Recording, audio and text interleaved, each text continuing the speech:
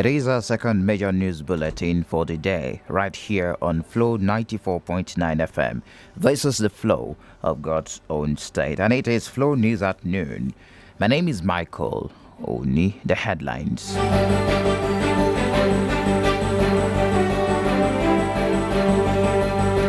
Analysts dissect former President Obasanjo's letter to President Buhari. Senate backs troop deployment on highways. Suspected cattle rustlers attack herder in Ariam. And on the foreign scene, El Salvador woman faces retrial after baby died in toilet birth. The details shortly. Mixed reactions have greeted former President Olusegun Obasanjo's recent letter to President Muhammadu Buhari on the capacity of the present government to tackle the rising insecurity in the country. Obasanjo had on Monday, July 15, written an open letter to President Buhari over the state of the nation. While APC chieftain Cletus Obum describes as unfair speculations that President Buhari had treated insecurity nonchalantly, the national chairman of ADP, Yabaji Sani, argued that President Buhari had not stood his ground to tackle insecurity. This is an unfair comment. In what way will the president have reacted beyond what is done today than deploying all the security agencies and apparatus into all the areas and flashpoints of our national crisis? The leader must punish. You must reward. I have not seen anybody being punished by Mr. President, not the service chiefs, not on the economic front. The minister did not perform. Nobody was sacked. Nobody was queried to our knowledge. And this is why the things are degenerating to the level they are degenerating today. President says it is still negotiating with Boko Haram terrorists for the release of the abducted Chibok school girls, Leah Sharibu, and other kidnapped Nigerians. Senior Special Assistant to the President on Media and Publicity, Garuba Shehu, in a statement noted that while it was true that the government had no information on where the captives were held, it was equally incorrect to say the government had given up on the Chibok girls. It faulted a former CNN anchor, Issa Sese, for saying in her newly published book that Nigerians and the government had forgotten the kidnapped girls because they were from poor homes. President of the Senate, Ahmed Lawan, is condemning the continuous killings of Nigerians in South Africa. Lawan expressed the concern when he hosted the South African High Commissioner to Nigeria, Bobby Mori, whose delegation visited the Senate leadership on his government's investigations to unravel the causes of the xenophobic attacks on Nigerians and steps being taken to stop it. He said that about 118 Nigerians have so far lost their lives in different attacks over the years, out of which 13 were killed by South African police. Deputy Senate President Ovie Omagege says the National Assembly is not happy about the growing security challenges facing the country, leading to loss of lives and valuables in many states. Speaking on the security issues in Nigeria after a meeting with President Muhammadu Buhari, he stated that the matter had been raised on the floor of the Senate a number of times, where the lawmakers expressed their disapproval of the current situation. We are not happy, like most Nigerians, about what is going on in places, most especially places like Zamfara. We believe that, and the other states, of course, Nigerians need to be assured of their safety at all times, that the essence of governance as guaranteed by the Constitution. Therefore, if, as canvassed and indeed ordered by the Vice President, that we have the Army provide security at the checkpoints, if that go to prevent this kidnapping and banditry, why not? Away from security matters now to health, the new Executive Secretary of the National Health Insurance Scheme, Professor Mohammed Sambo, said the myriad of problems within the scheme had prevented it from rendering health services to Nigerians. He also called for the resignation of members of staff that were bent on fanning the embers of crisis that has engulfed the NHIS over the past years. Sambo replaced the former Executive Secretary of the scheme, Usman Yusuf, who was recommended for dismissal by the panel set up by President Muhammadu Buhari to investigate the crisis in NHIS. And now straight to Plateau State on a very sad note. 9 persons have been confirmed dead, while 2 others have been rescued after a building collapsed in Jos, Plateau State. The 3-story building collapsed on Butcher Street, the Limi area of Jos North local government area, yesterday evening. The figure was confirmed by the head of rescue operations, NEMA, Nuruddin. And back home in Abia State, the governor of the state, Okieze Victor Ikpazu, has approved the extension of the hours of operation of tricycle operators, also known as Keke, in Aba and Umuahia. The governor, in a statement by his chief press secretary, Onyebuchi Ememanka, directed the Commissioner of Police, Abia State, and heads of other security agencies in the state to remain vigilant and intensify their patrols with a view to nipping in the bud any criminal activity that may emanate from this extension. He advised tricycle operators under the aegis of the Abia State Amalgamated Tricycle Operators Association to reciprocate and checkmate the use of tricycles for criminal activities. Abia State Police Command has arrested over 40 kidnappers and armed robbers, including the killer of the late Inspector David Osuji, attached to Undegoro Division in Aba.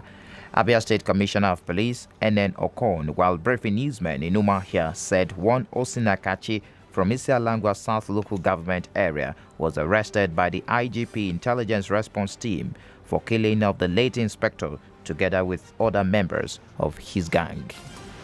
That this happened about 2 months ago, when after their kidnap operation, they were going to spray bullet and kill the police inspector. That kidnapper was arrested and his name is Osinachi Iwejo, male. This arrest happened on the 26th of June 2019 at about 21:00 hours, and it was based on very credibly intelligence information.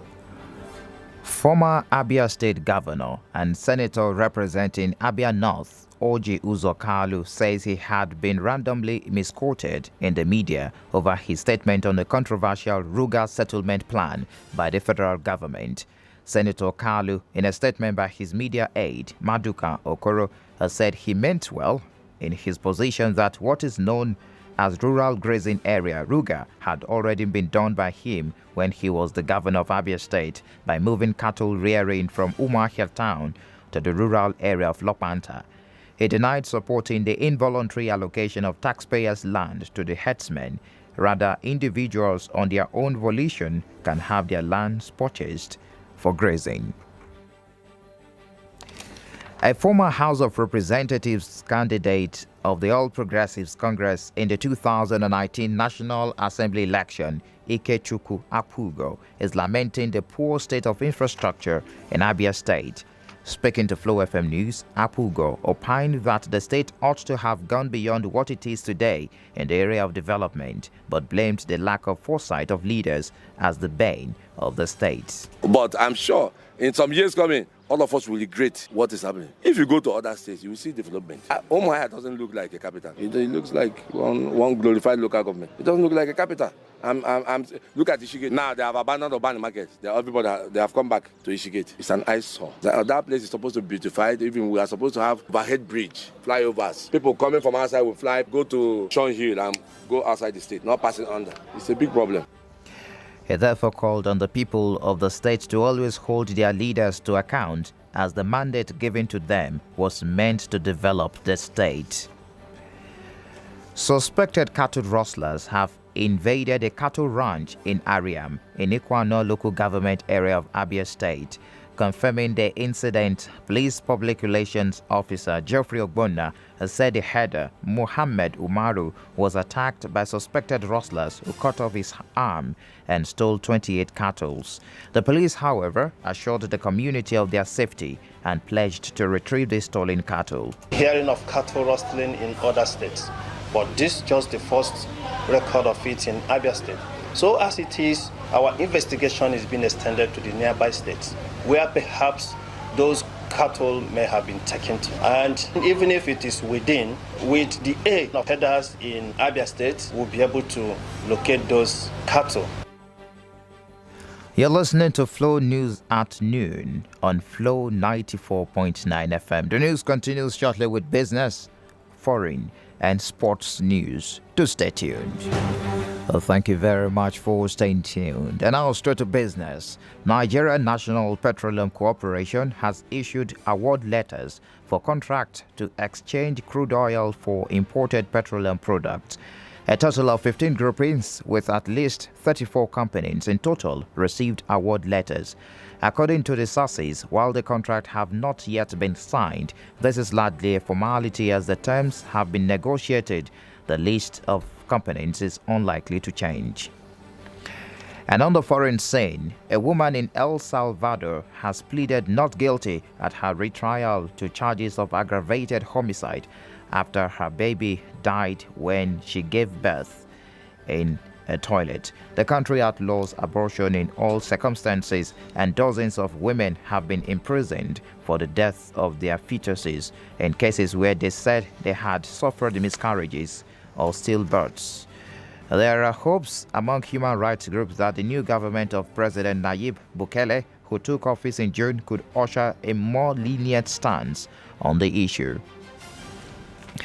And in sports, Super Eagles coach Gernot Rohr has questioned his midfielders' tactical awareness in the wake of their 2-1 loss to Algeria in Sunday's African Cup of Nations semi-final clash. Odion Ighalo's penalty in the 75th minute had earlier cancelled out an own goal scored by William Trust Ekong. But Riyad Mahrez called a free kick around the wall and into the net to hand Algeria a 2-1 win and end Nigeria's dream of a fourth title. And our sports story wraps up this afternoon on Flo News at noon on Flo 94.9 FM. To end the news, a recap of our major stories.